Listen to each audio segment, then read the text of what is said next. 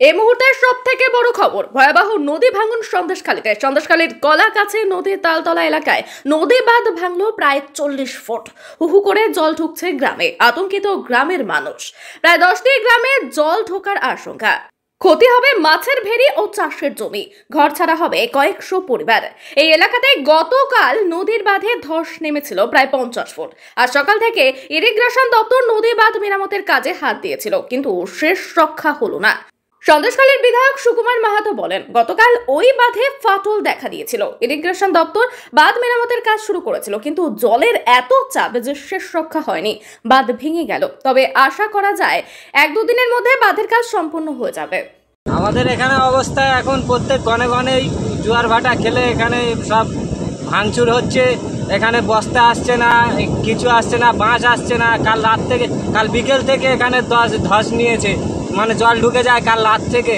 মানে যা হোক করে এখানে দুটো জিসিবির গাড়ি ছিল বলে অনেক টেকআপ দিয়ে এখানে রাখা হয়েছিল। আর সকাল থেকেই এখন এসছে এই ভোর জোয়ারে, এখন এই বস্তা এসছে, এখন এই ঠেকাতে পারেনি। এই সব ভেঙে চুরে এই সব এলাকা ভেসে গেল সব। এইবার সব এই ঘর বাড়ি সব ডুবে যাবে।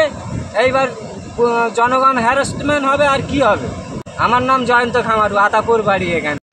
গতকাল কাজ শুরু হয়েছিল, যখন নদীর ফাটল ধরা দেখা যায় তখন কাজ শুরু হয়েছিল, এবং আজকে পর্যন্ত কাজ হয়েছে, কিন্তু জলের এত চাপ যে এটা আর রাখতে পারেনি বাঁধ।